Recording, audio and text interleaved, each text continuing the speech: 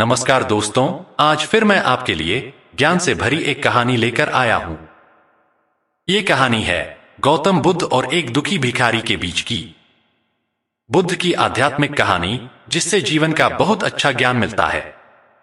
एक बार महात्मा बुद्ध एक गांव में अपने शिष्यों सहित घने पेड़ की छांव के नीचे बैठे थे।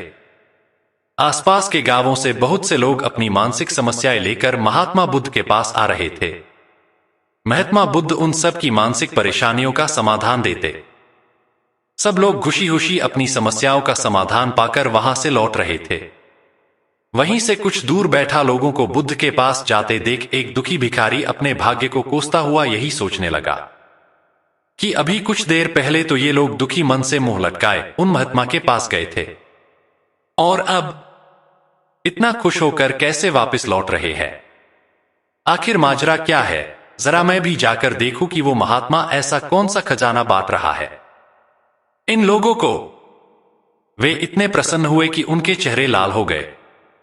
जब वो दुख भिखारी कुछ नजदीक गया तो उसने देखा कि ये महात्मा तो लोगों को प्रवचन देकर लोगों के दुख का निवारण कर रहे हैं।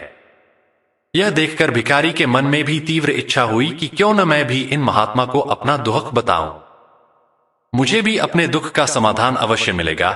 बस फिर क्या था, समाधान पाने की लालसा लिए भिखारी महात्मा बुद्ध के सामने पहुंचा और हाथ जोड़कर प्रणाम करते हुए बोला, हे महात्मा बुद्ध, मैं भी लोगों की मदद करना चाहता हूं। मुझे लोगों की मदद करने की बहुत इच्छा है, लेकिन मैं कैसे मदद कर सकता हूं? मैं बहुत गरीब हूं। मेरे पास न तो पैसे हैं और न ही कोई ऐसी चीज जिससे मैं किसी की मदद कर सकूं। मैं कोशिश करने पर भी किसी की मदद नहीं कर सकता। मुझे भगवान ने इतना गरीब क्यों बनाया? हे महात्मा, मुझ पर कुछ कृपा करो। इतना बोलते हुए भिखारी रोने लगा। महात्मा बुद्ध बोले, आप बहुत अज्ञानी हैं, क्योंकि आप अभी तक इस भ्रम में जी रहे हो कि तुम्हारे पास कुछ नहीं, जबकि दूसरों को कुछ देने के लिए तुम्हारे पास बहुत कुछ है। तुम बिना धन और वस्तु के भी दूसरों की मदद कर सकते हो।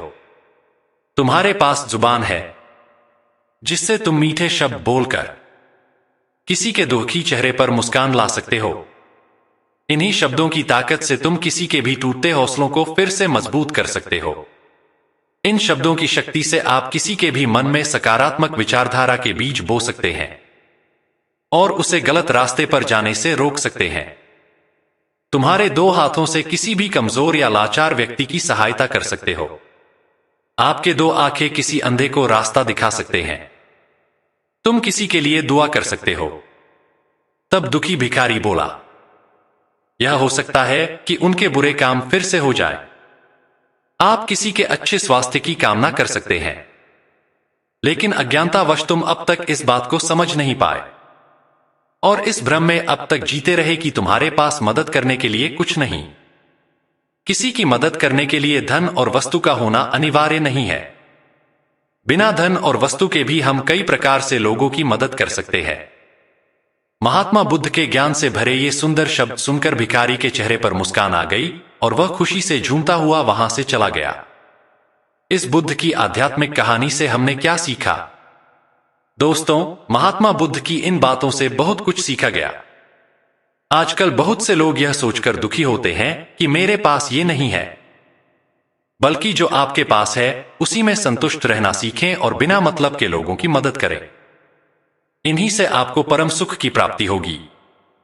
तो दोस्तों, यह बुद्ध की आध्यात्मिक कहानी आपको कैसी लगी जरूर बताना, तथा इसी प्रकार के वीडियो देखने के लिए चैनल को सब्सक्राइब जरूर करिएगा। आप सभी का धन्यवाद।